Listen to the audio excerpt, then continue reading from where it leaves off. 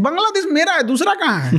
ये बांग्लादेश है ना, हमारा चिकन नेक पतला है। अरे भाई साहब 20 किलोमीटर बस भारत को बढ़ने की जरूरत है। 20 किलोमीटर अगर त्रिपुरा को नीचे आइएगा ना तो त्रिपुरा समुद्र से जुड़ जाएगा, काम खत्म। 7 सिस्टर को बंदरगाह मिल गया, कॉक्स बाजार सब हम लोग का हो जाएगा। अब उसके बाद बांग्लादेश चिल्लाएगा, फिर समझौता कराएंगे, उस पर लिखो तभी देंगे जब तुम हमारे किसी शत्रु देश को या किसी विदेशी देश को यहाँ नौसेना का अड्डा नहीं दोगे तब। आज चिकन नेक जो 26 किलोमीटर हम कर रहे हैं उसमें क्या जाता है, उसको 50 किलोमीटर घुस जाए बांग्लादेश। हमारा है बांग्लादेश, पूरा भी ले लें तो अपमान कोई अपराध नहीं होगा। ये बात तो हम लोग मंदिर मस्जिद में कह सकते हैं, कसम खा के कह सकते हैं, हमारा जमीन है। था अब तो एक स्वतंत्र देश है, वो अलग है। अब थोड़ी अब अलग पहले कर सकते थे। दादा हैं हम लोग बांग्लादेश के, बाप हैं पाकिस्तान के। तो दादा बूढ़ा हो जाता है तो क्या अपना हक खो देता है? सब चलता है इंटरनेशनल रिलेशन में, कोई मायने नहीं रहे, सब चलता है। সম্মানিত দর্শক এবং শ্রোতাবৃন্দ, আমি ডক্টর আবুল কাশেম মোহাম্মদ মাহবুবুল্লাহ যশোরী বাংলাদেশি সেবা পার্টির পক্ষ থেকে আপনাদের সকলকে জানাই আসসালামু আলাইকুম ওয়া রাহমাতুল্লাহ। আপনারা সবাই জানেন আমি নিজের নামের সাথে যশোরী বলতে ভালোবাসি এবং আমার দেশের বড় একটা অংশ আমাকে যশোরী হিসেবেই জানেন। আল্লাহ তাআলা শান্তির পৃথিবীতে এই ভূখণ্ডে আমার জন্মসূত্রে আমার দেশ ছিল পূর্ব পাকিস্তান। কারণ আমি এপ্রিল মাসের 4 তারিখে মঙ্গলবার সকাল 9:30 1968 সালে জন্ম। তখন এই দেশটি ছিল পূর্ব পাকিস্তান। আমার বাবা যখন জন্ম নেন তখন দেশটি ছিল ব্রিটিশ ভারত। মা যখন জন্ম নেন তখন দেশটি ছিল আজাদ হিন্দ। আবার যার সাথে আমার বিয়ে হয়েছে তার জন্ম বাংলাদেশ। এখন আবার আমরা দেখছি এই বাংলাদেশকে ভারতের মুসলমানেরা পর্যন্ত নেওয়ার জন্য তারা প্রকাশ্যভাবে কথা বলে চলেছে। বাংলাদেশের এই ছোট্ট ভূখণ্ডকে নিয়ে অনেকের অনেক ধরনের চিন্তা ভাবনা, কিন্তু আমরা সবাই জানি যতক্ষণ গ্রামের কোনো চোর যদি না থাকে তাহলে বাহিরের কেউ এসে চুরি করতে পারে না। এ জাতির কপাল তখনই পুড়েছে যখন এই জাতির এক অংশ ভারতকে পিতা মনে করে, ভারতকে মহাজন মনে করে, ভারতকে সাস্টেইনার মনে করে, ভারতকে বাবা মনে করে, ভারতকে স্বামী মনে করে, ভারতকে উন্নয়ন দেশ মনে করে। আমাদের দেশ তখনই নষ্ট হয়ে গেছে যখন আমরা আমাদের ভাষাকে খোয়ায়ে ফেলেছি। ভারত ও পৃথিবীতে তখনই নষ্ট হয়ে গেছে যখন তারা তাদের নিজস্ব ভাষাকে তারা অবজ্ঞা করেছে। পাকিস্তানও একই ব্যাপার। পৃথিবীর ওই সমস্ত দেশগুলি ঘুরে দাঁড়াতে পেরেছে, ওই সমস্ত দেশগুলি এডুকেশনে আগে যেতে পেরেছে, কালচারে আগে যেতে পেরেছে যারা নিজেদের ভাষাকে আঁকড়ে ধরেছে। তবেই তো কোরআন আমাদেরকে শিক্ষা দেয়।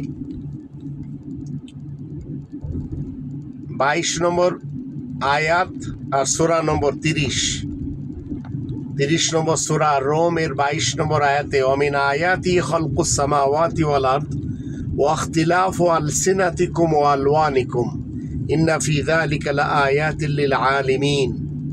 আল্লাহ তাআলার নিদর্শনগুলির ভিতরে আকাশ পৃথিবী সৃষ্টি করা অন্যতম নিদর্শন এবং আল্লাহ তাআলা শান্তির পৃথিবীতে 4300+ ভাষা রয়েছে, আবার অগণিত বর্ণ রয়েছে। আল্লাহ তাআলার নিদর্শন সমূহের মধ্যে অন্যতম। তবে যারা জ্ঞানী, জ্ঞান চর্চাকারী, তাদের জন্য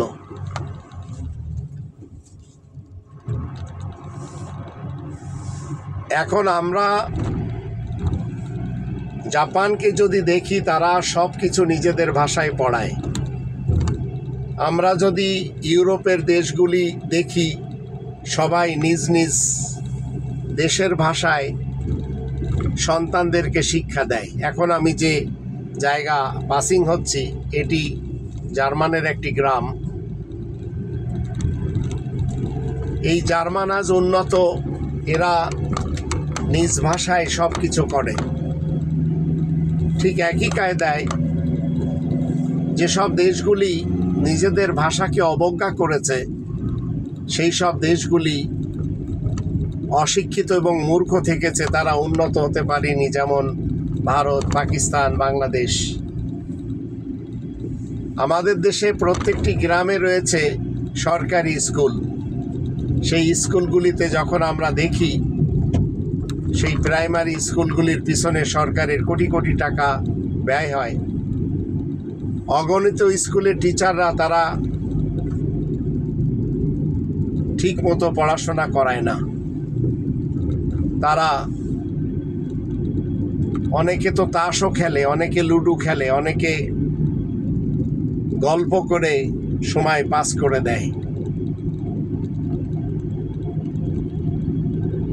তো সন্তানদেরকে তাদের পিতামাতা আস্তে করে দিয়ে দেয় পাশে ছোট্ট কামরাতে একটি হয়তো কলেজের তৈরি করা বা প্রাইভেট একটি ইংলিশ মিডিয়ামের স্কুল তৈরি করা, সেখানে দিয়ে দেয়।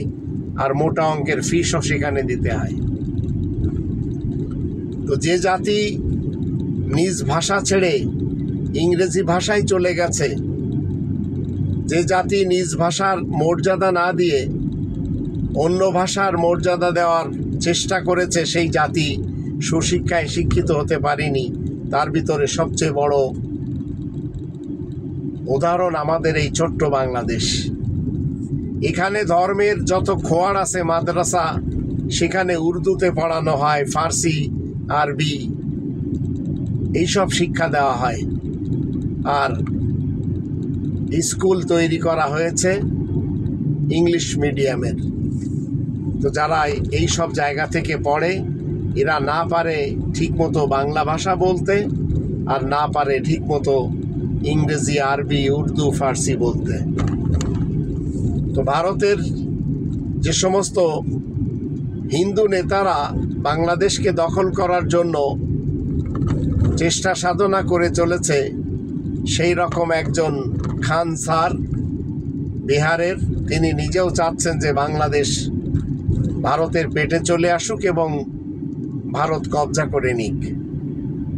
আবার দারুল উলুম দেওবন্দের মাদানী সাহেবও বলছেন যে বাংলাদেশি যারা এদেশে রয়েছে, ওদেরকে আবার কি বলে, বাংলাদেশে পাঠিয়ে দেওয়া হোক।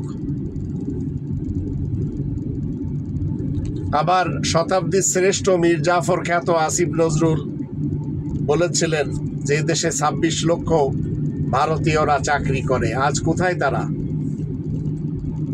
তো এই জগা খিচুড়ি তখনই হয় একটি দেশকে নিয়ে, যখন শিক্ষা থাকে না। তো আমাদের দেশের শিক্ষা ব্যবস্থা ব্রিটিশরাই ধ্বংস করে দিয়েছিল, বাকি যা একটু বেঁচে ছিল সেগুলি ধ্বংস করেছে ভারত। তদ্রূপ ধর্মের যারা খড় মাদ্রাসা তৈরি করে বসে আছে, তাদের তো উচিত ছিল কোরআনের 5টি দাবি শেখানো, কিন্তু শেখানো হয় না। শেখানো হয় হাগার দোয়া, মুতার দোয়া, পাদের দোয়া, স্ত্রী সহবাসের দোয়া, ঋণ পরিশোধের দোয়া, টয়লেটে যাওয়ার দোয়া, টয়লেট থেকে বের হওয়ার দোয়া, এগুলি শেখানো হয়, যার ন্যূনতম কোনো দাম নেই, যা কোরআনের মুহাম্মাদুর রাসূলুল্লাহ ওয়া খাতামান নাবিয়িন দ্বারাও সত্যায়িত না। এইভাবে একটি দেশ যেখানকার সচিবালয় যখন আমরা দেখি সেটাকে বানিয়ে দেওয়া হয়েছে হিন্দুয়ালয়। ডক্টর ইউনূস স্যারের সরকার পারেনি দেশদ্রোহীদেরকে সাসপেন্ড করতে, পারেনি যারা এখানে ঘুষ বাণিজ্যের সাথে জড়িত তাদেরকে উচিত শিক্ষা দিতে। এভাবে দেশ যদি চলতে থাকে, এই দেশ অচিরেই ভারতের মুসলমানেরা যেভাবে বলছে, হিন্দুরা যেভাবে চাচ্ছে, এইভাবে আমাদের দেশেও রয়েছে গোবিন্দ প্রামাণিক টাইপের লোক যারা চায় এ দেশ ভারতের পেটে ঢুকে যাক। কেউ প্রকাশ্যভাবে বলে, আবার কেউ গোপনীয়ভাবে বলে।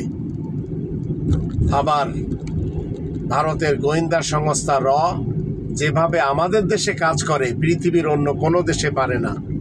আর আমাদের দেশে পারার আসল কারণ হলো এই দেশে রয়েছে মীর জাফরের চরিত্রের অগণিত অসংখ্য বাঙালি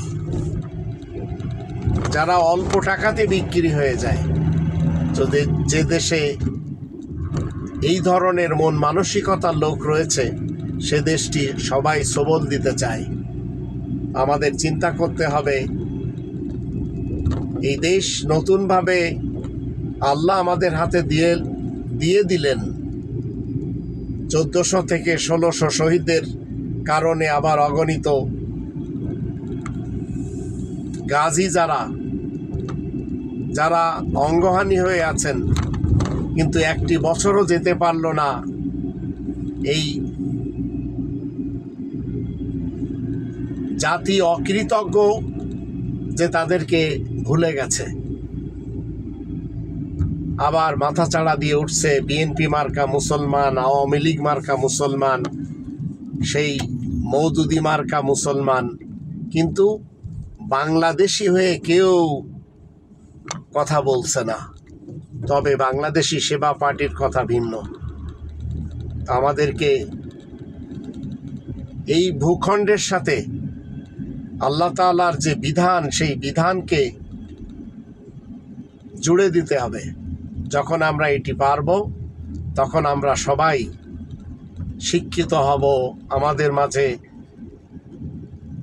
কোনো ডাক্তারকে কসাই বলা হবে না, কোনো পুলিশকে গালি দেওয়া হবে না, কোনো আর্মিকে গালি দেওয়া হবে না, সবাই হবে দেশপ্রেমিক।